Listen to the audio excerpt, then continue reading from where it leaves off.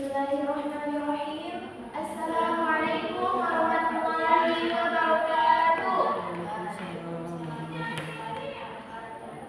Selamat pagi dan salam sejahtera untuk kita semua. Pertama-tama kami mengucapkan rasa syukur kepada Allah SWT yang telah memberikan kami berbagai macam nikmat sehingga kita bisa berdiri di hadapan umum secara langsung.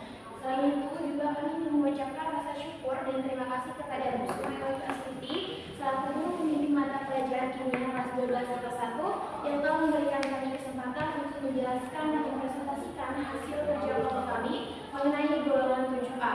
Tak kenal maka saya, dan karena itu perkenalkan nama saya Indrawati sebagai moderator sekaligus membaca materi pertama dan ketiga, dan perkenalkan teman saya membaca materi kedua. Baik, untuk mempersingkat waktu, di sini saya akan menjelaskan secara langsung mengenai golongan 7A atau halogen.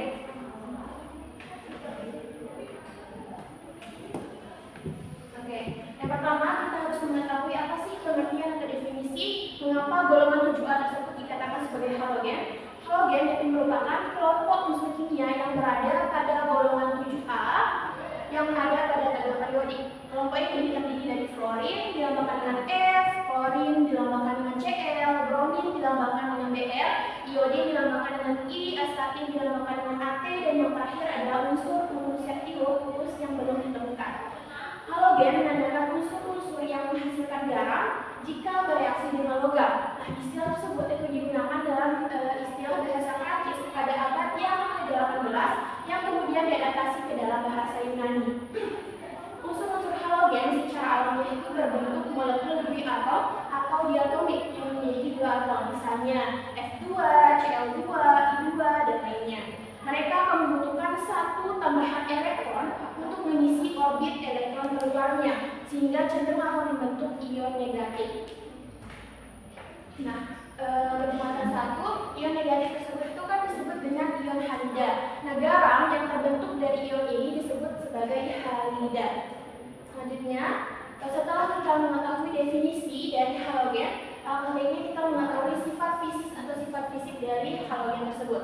Yang pertama adalah struktur halogen. Yang pertama itu semua unsur halogen bersifat sebagai molekul diatomik, atau contohnya itu fluor yang terdapat sebagai F2, bukan saja F saja tapi juga dapat I2, Cl2, Br2, dan juga At2. Halogen juga terdapat sebagai senyawa sehingga tidak terdapat bebas di alam, dan rata-rata halogen itu kebanyakan terdapat di air laut. Selanjutnya yaitu adalah wujud halogen.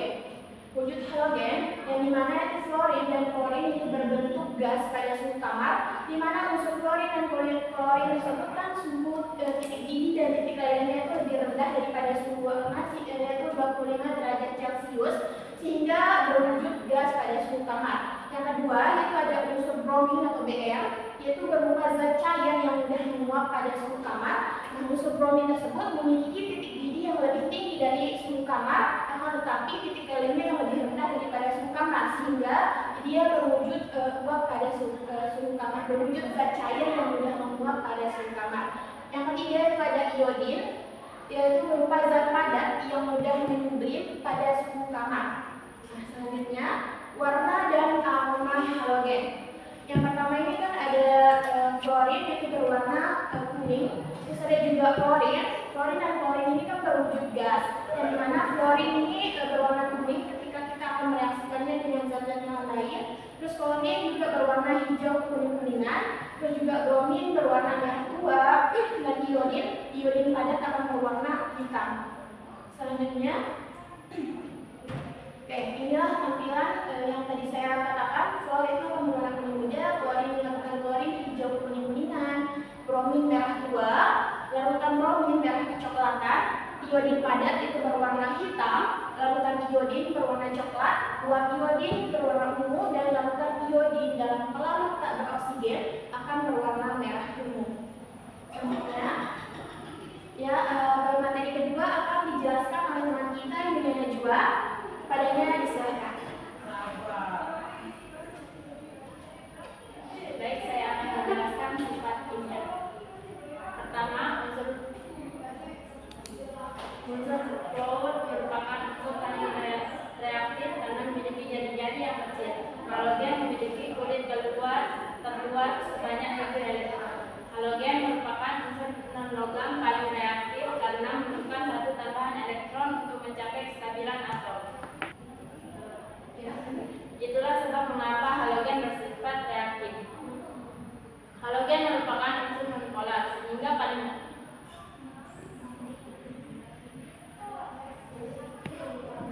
sehingga paling mudah larut dalam senyawa non-polar seperti CCl4. Namun kelarutan halogen berkurang dalam air, tapi diikuti reaksi dengan air yang dahsyat hanya terjadi pada fluoride 2F2 plus H2O. Hasilnya HF plus O2 menghasilkan asam fluorida HF. Memiliki energi disosiasi ikatan, yaitu mengubah molekul halogen menjadi atom atomnya. Sifat ini menurun hingga unsur iodin aktif fluor ke kalorin turun drastis, namun kalorin hingga iodin naik. Halogen memiliki sifat nonpolar, makanya gaya London bekerja pada unsur ini hingga titik lelah dan jenuh. Pada unsur ini sehingga titik lelah dan didihnya meningkat dari F ke 1.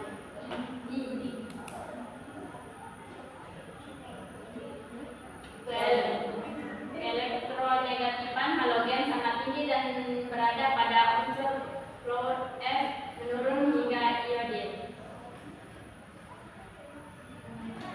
Sifat-sifat asam unsur halogen. Pertama, asam unsur halogen. Sifat asam yang dapat dibentuk dari unsur halogen yaitu asam halida dan oksihalida.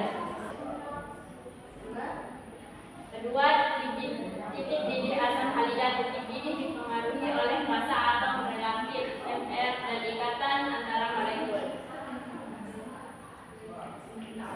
Semakin besar Mr, maka titik didih semakin tinggi. Semakin kuat ikatan antara molekul, maka titik didih semakin tinggi. Urutan titik didih asam halida: HF, HI, HBr, HCl. Pada senyawa HF, walaupun memiliki Mr terkecil, tetapi memiliki ikatan antara molekul yang sangat kuat, ikatan hidrogen, sehingga titik didihnya paling tinggi. Ketiga, asam oksihalida. Asam oksihalida adalah asam yang mengandung oksigen halogen. Halogennya memiliki bilangan oksidasi +1, +3, dan +7 untuk Cl, Br, I, karena oksigen lebih elektronegatifan. Atau yang dilambangkan dengan Cl. Di alam, klor terdapat sebagai garam dapur atau NaCl. Nah, garam HCl ataupun NaCl2. Nah, dalam industri, klor dibuat melalui elektrolisis NaCl2 plus 2H2O. Adapun proses diakon dan juga 4HCl plus O2. Kegunaan klor yaitu yang pertama adalah sebagai pembuatan plastik PVC.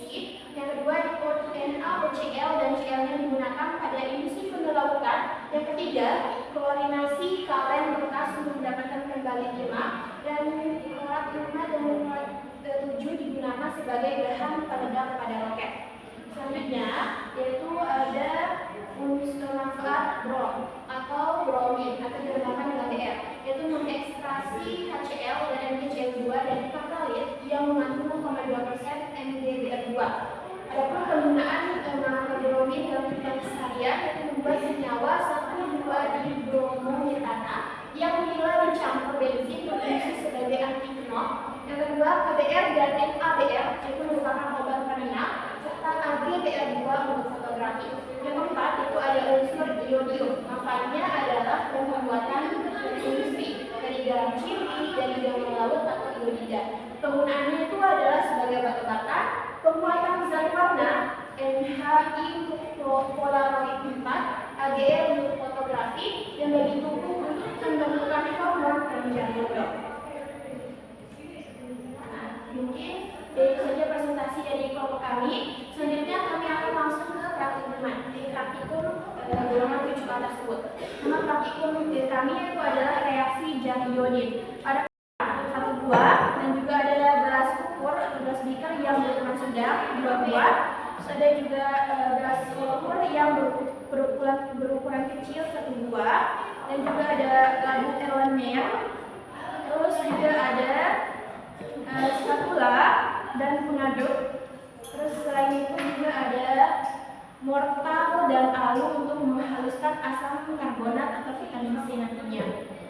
Setelah itu bahan-bahannya yang kita gunakan yaitu adalah vitamin C atau asam ascorbat dengan rumus kimia C6H8O6. Terus juga di sini kita menggunakan air untuk membuat untuk melarutkan larutannya. Dan di sini ada air panas untuk larutan keduanya. Terus juga di sini pastinya kita membutuhkan H2O2 atau hidrogen peroksida, dan juga di sini kita menggunakan larutan povidon atau betadine. Oke, langkah kerja untuk larutan yang pertama yaitu akan dipraktikkan oleh teman kita Yuliana Najwa. Langkah kerjanya yang pertama itu adalah kita siapkan 1 gelas beaker yang berukuran sedang. Kemudian kita haluskan 25 mg vitamin C atau asam karbonat ke dalam mortar hingga halus.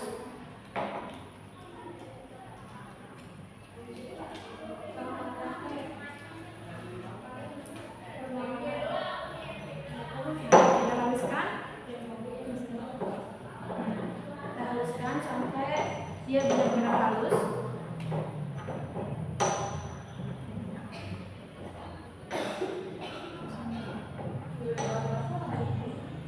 Setelah itu kita masukkan ke dalam gelas beaker yang berukuran sedang. Kita masukkan asam karbonat atau vitamin C-nya.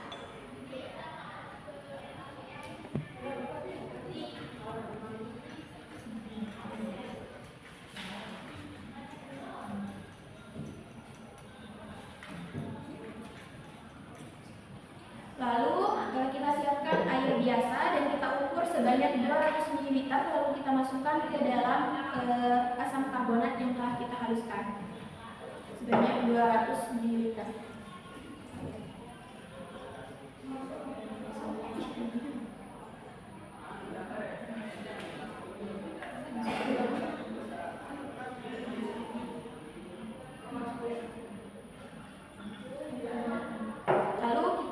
Hingga merata. Di LCD-nya dimatiin aja. LCD. Dimatiin aja LCD-nya. Ya. Satu kali lagi. Lalu kita aduk hingga benar-benar larutannya tercampur merata. Setelah itu, kita tambahkan lagi 50 ml air ke dalam larutan asam karbonat tersebut.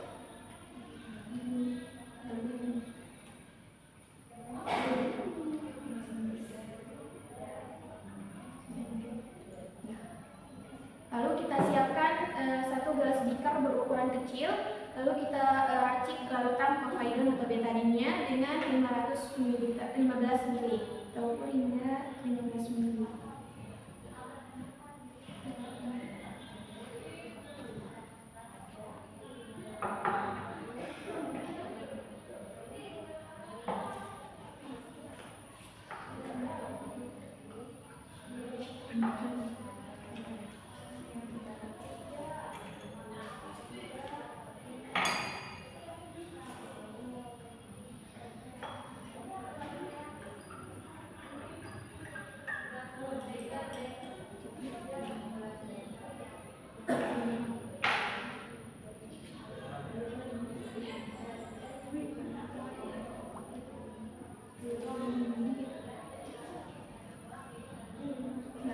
Dari langkah tersebut dapat kita lihat dalam larutan tersebut itu terdapat hal yang unik, di mana larutan povidon yang berwarna coklat tersebut menghilang. Hal ini terjadi karena senyawa iodin yang berperan sebagai pemberi warna pada povidon akan berubah ketika bereaksi dengan asam ascorbat atau vitamin C tadinya. Nah, ini merupakan larutan pertama untuk praktikum reaksi gel iodin. Untuk larutan yang kedua, yaitu kita perlu tepung maizena atau cornstarch, lalu kita tuang ke dalam gelas beaker yang berukuran sedang. Kita membutuhkan sedikit saja cornstarch.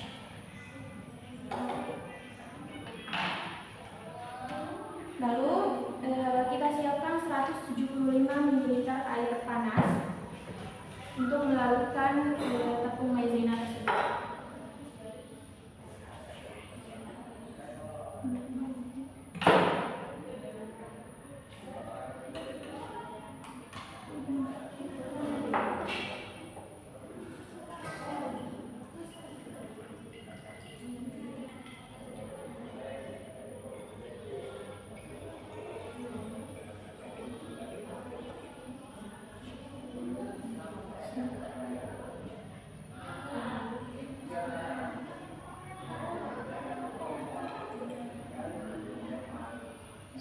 kita masukkan ke dalam konstat atau tepung maizena tersebut untuk melarutkan tepung maizena.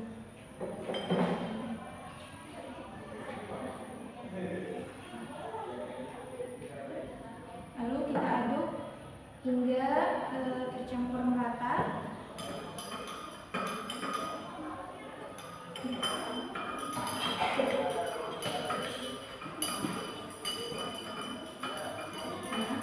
Kita pastikan semua tepung maizena atau cornstarch tersebut larut dengan air panas yang sudah kita masukkan.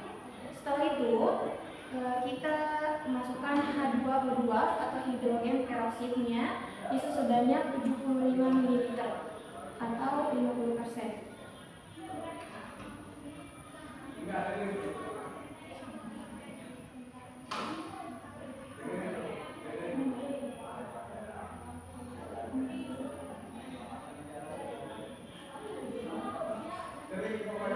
Ini yang udah enggak.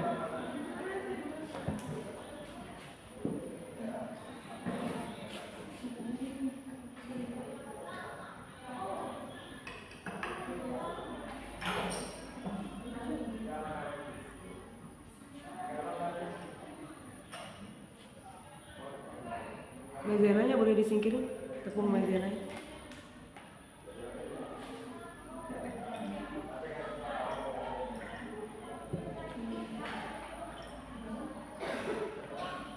Lalu hidrogen peroksid yang sudah kita ukur sebanyak 75 ml kita masukkan ke dalam larutan yang kedua, yaitu di tepung maizena yang sudah kita larutkan dengan air panas.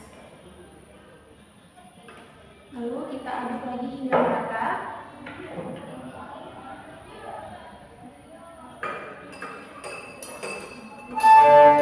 Istirahat pertama akan berakhir dalam 5 menit. The first layer will be ending in 5 minutes.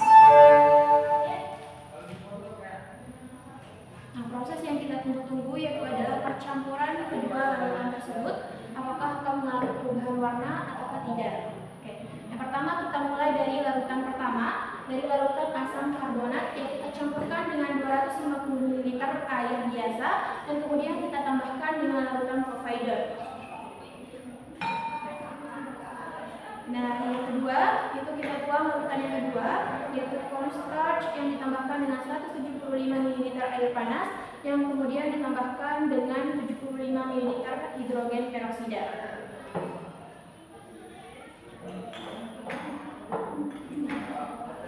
Kita harus menunggu beberapa menit untuk melihat perubahan warna pada kedua larutan tersebut. Oke, sambil nunggu ya. Saya mau nanya nih. Vitamin C tadi asam karbonat apa asam askorbat? Asam askorbat. Oh, asam askorbat. Berapa kali disebut asam karbonat soalnya tadi? Iya, 3 kali. Oh, 3 kali. Iya. Berapa menit kira-kira waktunya? Kurang lebih 5 menit. Oh, 5 menit. Oke, kita tunggu 5 menit. Ya. Saya mau tanya sama Emil ya. Menyublim itu artinya apa menyublim? Menyublim itu perubahan dari padat ke gas. Dari padat ke gas. Contohnya boleh disebutkan? Kapur barus. Oh, kapur barus. Ada lagi? Itu saja. Oh, itu Yang aja. saya tahu. Oke. Terus tadi dibilang bahwa iodin padat warnanya hitam ya? Iya. Kayak bagaimana rupanya iodin padat? Iodin padat ini kan nanti pas asam karbonat ini berwarna Asam hitam. karbonat apa asam askorbat? Asam askorbat. Oke. Itu. Ya. Nah, tadi kan udah kita tentukan asam askorbat dengan cornstarchnya. Nanti akan berubah berwarna hitam. Ini merupakan iodin padat. Bentuknya cair. Iodin padatnya itu vitamin C. Oh, vitamin C. Vitamin C, iodin. Iodin kan vitamin C. Rumus kimianya tadi apa? C6H8O6. Dapat I-nya dari mana? Iya. Nggak jadi. Iya, nggak jadi. Terus yang iodin padatnya? Iodin padatnya cornstarch. Iodin padat kan rumus kimianya kan I kan? Iya. Ada I-nya kan? Iya. Ya, jadi iodin padatnya yang mana contohnya? Iodin padatnya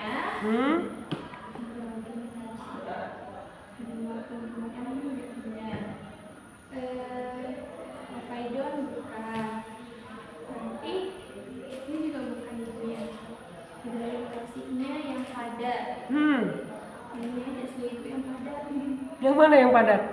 Starch. Maizena iodin bukan? Bukan. Bukan. Iya. Iya, terus Berarti sebenarnya vitamin C bukan ya?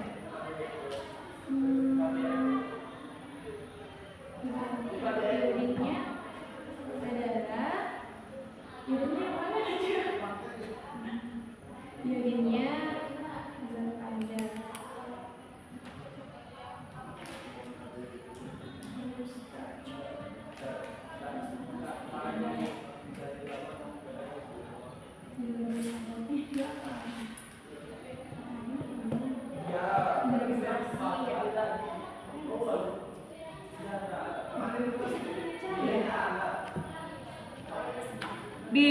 di situ ada yang mana yang ada kandungan iodiumnya?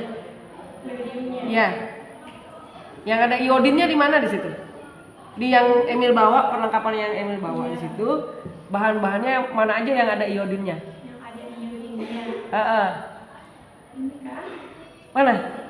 Vitamin C itu ada karbonnya, ada hidrogen. Yang ada iodinnya yang mana? Yang ada iodinnya yang ini. Oh, yang itu. Itu dalam bentuk padatannya warnanya hitam, ya. Tapi kalau sudah dicampur nanti dia warnanya bisa berubah-berubah, ya. Iya. Apa nih? Dua. Nazwa. Tadi Nazwa bilang titik didih asam halogen itu dipengaruhi sama MR-nya ya. Yang masa relatif. Ya, Nazwa dulu. Sama MR-nya masa molekul relatif. Dari HF sampai HI yang mana yang paling tinggi? Titik didihnya. Yang Najwa sebutkan tadi.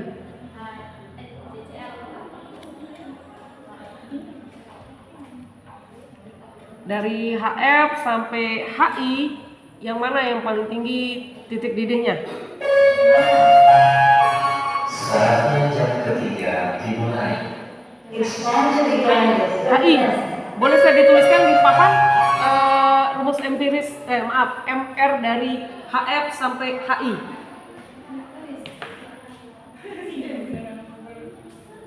Hidrogen MR-AR-nya berapa? Di itu tuh ada sistem periodik. AR-nya hidrogen berapa? Hidrogen. Mana ada hidrogen?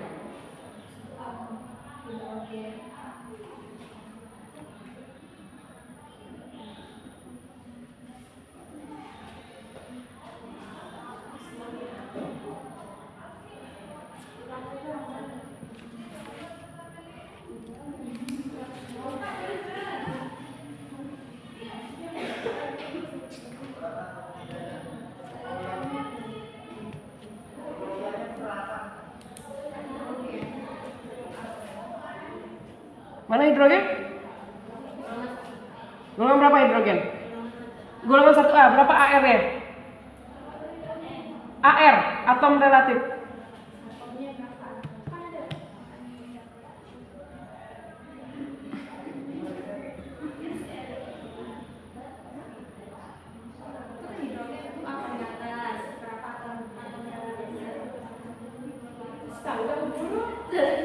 Berapa? 1. Oke, coba tulis di papan. AR-nya H 1. AR. AR-nya H 1.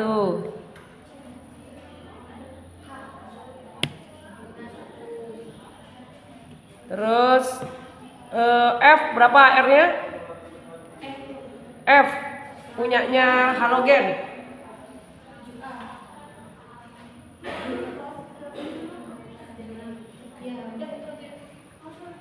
F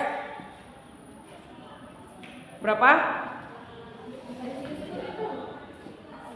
9. Terus Cl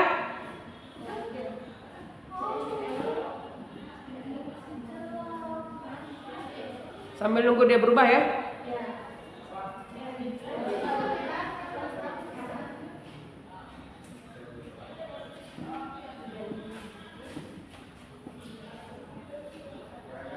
Terus BR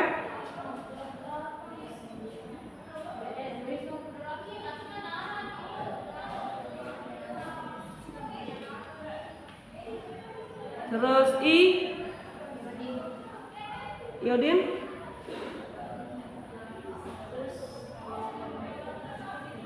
Tadi Nazwa bilang yang mana yang paling tinggi titik didihnya?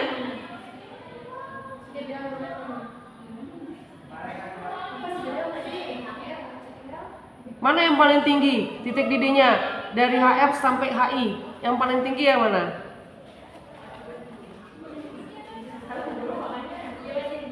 Oh, iodin. Boleh dihitungin saya MR-nya berapa iodin? Menghitung nilai MR.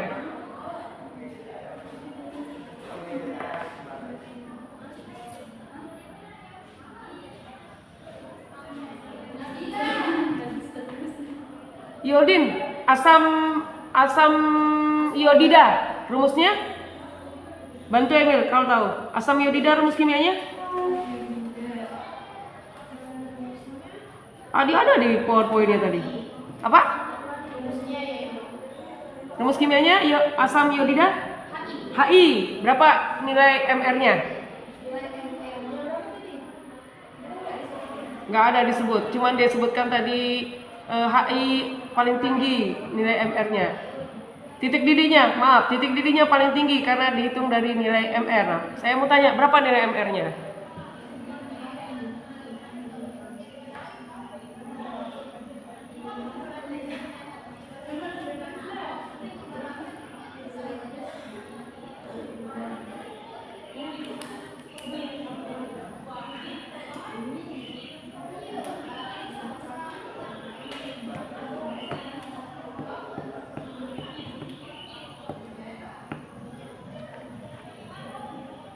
Sudah? Dapat?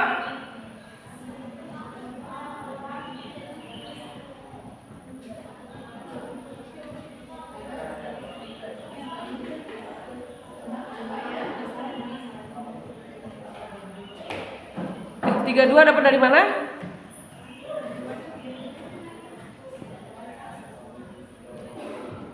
Tadi rumus kimianya apa? Asam iodin? HI. Tulis dulu HI. Masih ingat menghitung MR? Masih ingat menghitung MR? Enggak. ARH ditambah dengan ARI. ARH-nya berapa di situ? 1. ARI-nya? 1. Di situ tulisannya 126,9. Korupsi nih. Iya. Jadi jumlah totalnya berapa?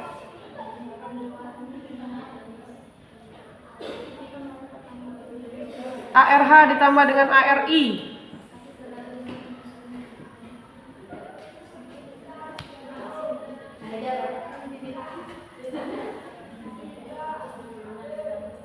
Satu 26,9 ditambah 1, jangan korupsi 9-nya. Jangan banyak-banyak, rugi temennya nanti. Tutup pintunya. Jangan banyak-banyak, rugi temennya nanti.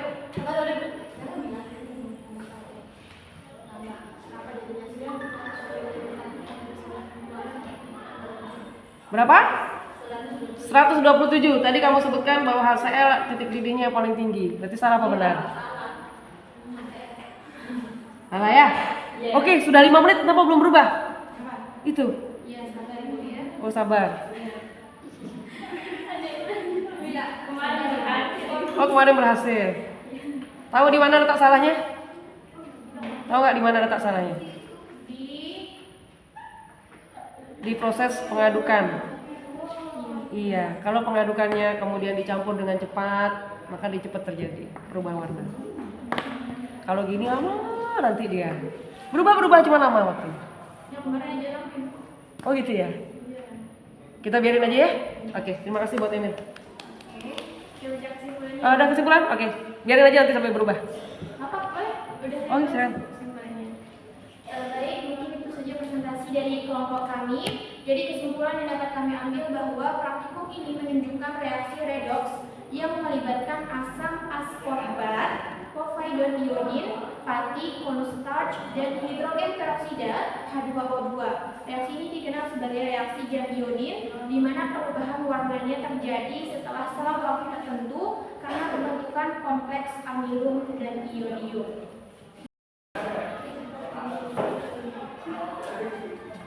Nah,